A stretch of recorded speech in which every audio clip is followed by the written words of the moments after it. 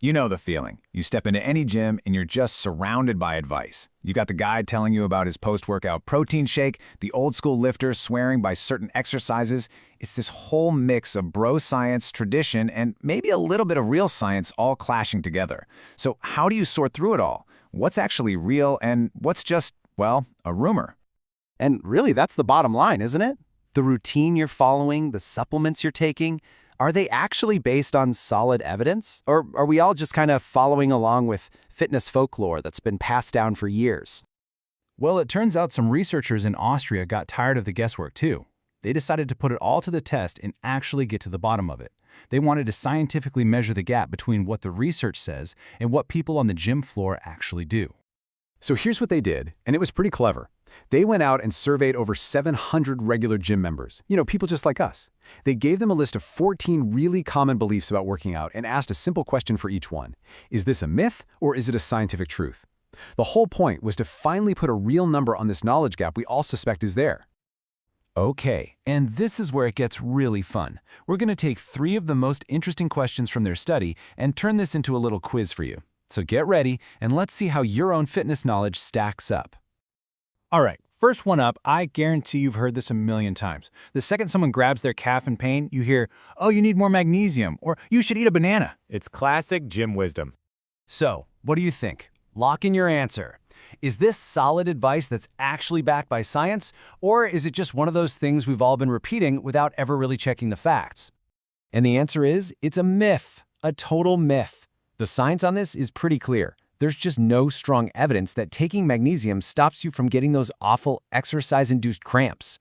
But, and this is what's so wild, look at that number. A whopping 83% of the people in the gym believed it was true.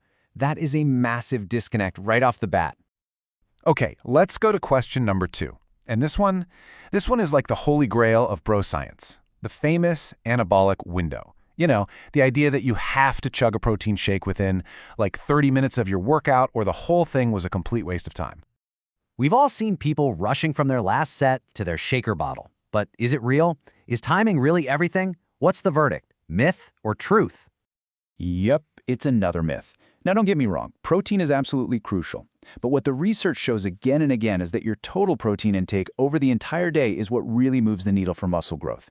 For most of us, that's somewhere in the ballpark of 1.6 to 2.2 grams of protein per kilogram of body weight just spread out through the day. That frantic rush for the post-workout shake, it's largely unnecessary. But still, almost 2/3 of the people surveyed thought that specific timing was the key. All right, final quiz question. And this one tackles a really persistent belief about gender and fitness. The idea that men just naturally have an easier time packing on muscle when they lift weights. So is it true? Do men really get fundamentally more out of the exact same training program as women?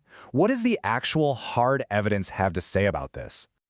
And you might be sensing a pattern here. For the 3rd time in a row, it's a myth. Okay, so here's the crucial part. Scientists look at relative gains. That means the percentage of muscle you gain compared to where you started. And when you look at it that way, men and women build muscle at almost the same rate. But again, look at the survey. Almost 2/3 of people got this one wrong. So we just went 0 for 3 on some pretty huge common gym beliefs. And that probably has you wondering, how did the people in the study do overall? Well, once the researchers tallied up the scores for all 14 statements, the final result was, honestly, pretty shocking. Out of all 14 fitness statements they were asked about, the majority of people only got 5 right. Not 10, not even half, just 5. Just let that sink in for a second. Their overall performance was barely any better than if they had just flipped a coin for every single question. It means the average person in the gym is basically just guessing. And this chart just lays it out so clearly. For 5 statements, the majority got it right. Great. But for another 5, the majority was confidently wrong. And on the last 4, nobody could agree at all. It was a total wash. It's a perfect snapshot of just how much confusion is out there. So, this begs the huge question. Why? How can there be such a massive gap between decades of sports science and what people actually believe in the gym? Well, the study pointed to a few key reasons. First, there's this wild phenomenon that researchers call the 17-year gap. Get this. That's the average amount of time it takes for just a tiny fraction, like 14%, of proven scientific findings to actually become standard practice in medicine or health. So even when science figures something out for sure, it can take almost 2 decades for that info to trickle down from the lab to the leg press machine. The information just moves so slowly. The second factor? We are all drowning in information. I mean, think about it. Every single day there are new studies, new articles, new influencers, all fighting for your attention. The sheer volume of it all is just overwhelming, and it's basically impossible for anyone to keep up. You're constantly trying to figure out what's real and what's just noise. And then you have the thing that pours gasoline on the whole fire, social media. The researchers said that misinformation on health and fitness spreads with, and I'm quoting them here, a worrisome frequency. You know how it is. For every one qualified scientist carefully explaining the details, there are 1,000 influencers with a simple, catchy, and often wrong answer. Myths just make better content, and they spread like wildfire until they become truth just because everyone's heard them. Okay, so what do we do with all this?